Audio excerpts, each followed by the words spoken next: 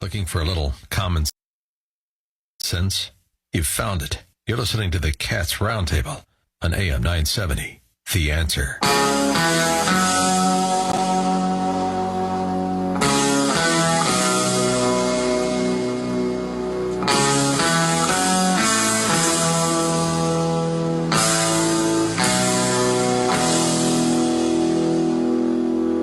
It's a cool, crisp October morning, and you're listening to the Cats Roundtable, 970 AM, The Answer. I'm John Catsimatidis. Our next guest has served in the administration of 3 Republican presidents. From 2001 to 2005, he was Undersecretary of the State for Arms Control and International Security. In 2005, President George W. Bush appointed him the U.S. Ambassador to the United Nations. The Economist would call him the most controversial ambassador ever sent by America to the United Nations. He is tough, he is blunt, but he loves America. Good morning, Ambassador John Bolton. Good morning. Welcome to our show. With you.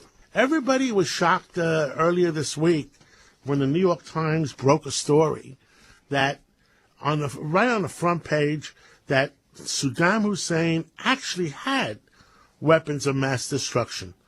What was your reaction to that story? Well, I thought it was long overdue for the mainstream media represented by the New York Times to acknowledge the reality that indeed Saddam did have chemical weapons. You know, this story had dribbled out in bits and pieces after the overthrow of Saddam, but I think by putting it all together, the New York Times really showed that our concern about Saddam Hussein's weapons of mass destruction was justified based on what he had declared back in 1991 to the United Nations, but never proved he destroyed.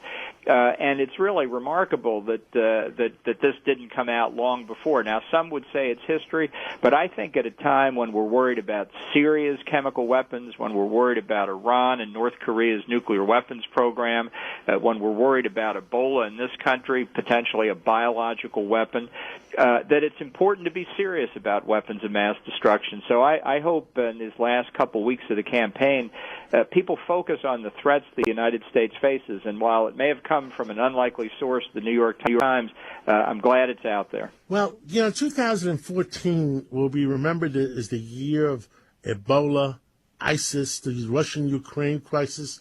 Which worries you the most? Well, ultimately, I think the potential strategic threat posed by Russia is something the United States and our Western European friends have to take into account. But on the ground in the Middle East, we see the threat of terrorism continuing to spread. And as we just discussed, if the terrorists ever get their hands on weapons of mass destruction, nuclear, chemical, or biological, it could be a perfect storm for this country. That's the more immediate threat.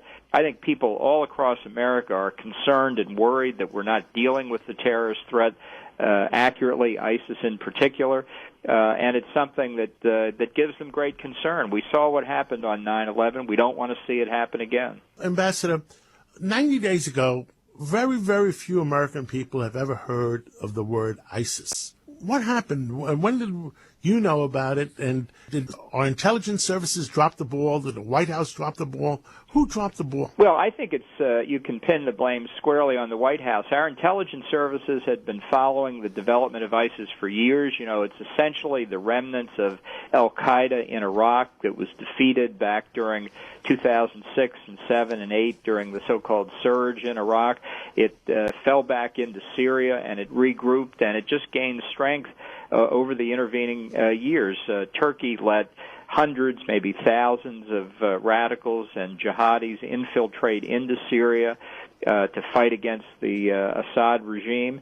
And, you know, it was earlier this year, late last year, earlier this year, ISIS took over Fallujah and Ramadi in Iraq, and so it shouldn't have been any surprise to anybody. I think we've had public statements by Defense Department officials and others earlier this year that this new al-Qaeda 2.0, if you will, even more radical than al-Qaeda itself, was a threat in the region. But, you know, it didn't fit the administration narrative that al-Qaeda was on the run, that the war on terror was over, and that really we had nothing to worry about. Now I think we've seen what has happened when we don't pay attention. ISIS has taken over territory in Syria and Iraq equal in size to the country of Great Britain.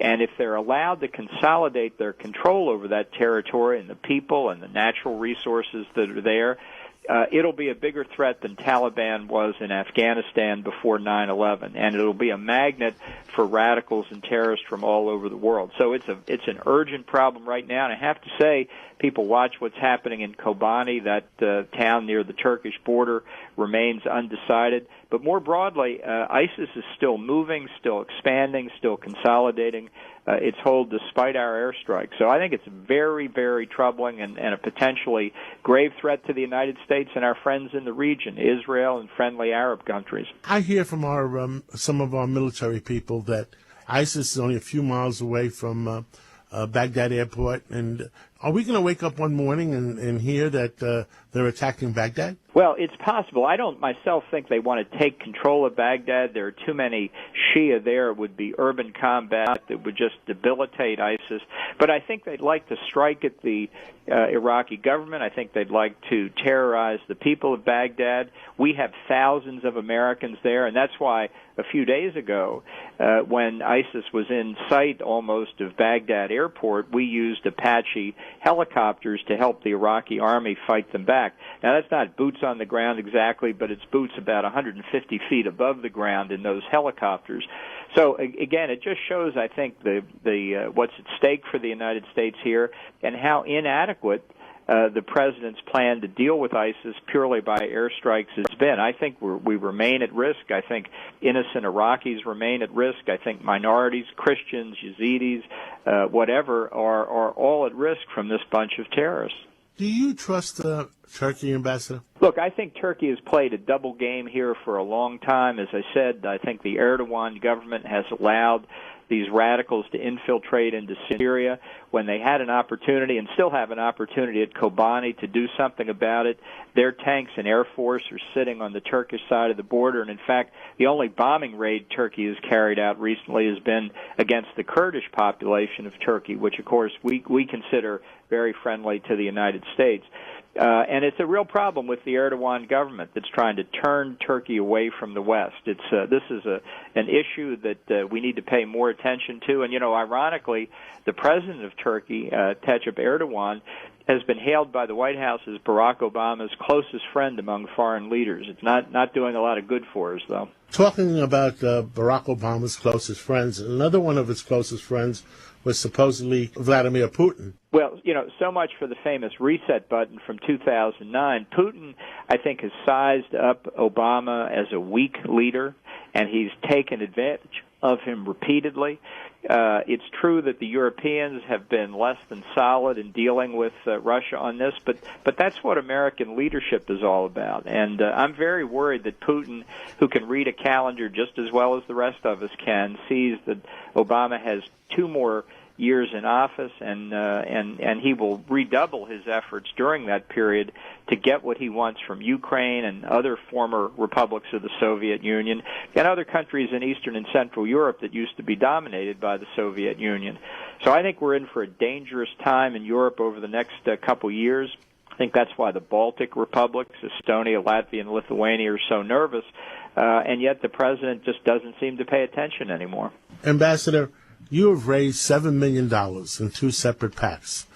Are you running for president?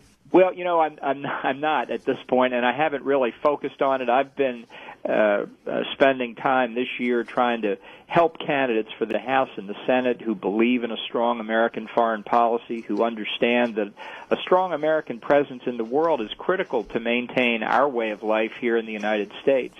And so that's my political focus at the moment, and certainly will be right up until November the 4th. Ambassador, thank you for being with us this Sunday morning, and thank you for keeping the American people informed. And we hope you come back to us in the near future and let us know what's going on. We have a very large audience that always wants to hear you. Okay, thanks a lot. Glad to do it. Talk to you soon. This is John Catsimatidis. This is 970 AM The Answer. We'll be back after these few messages.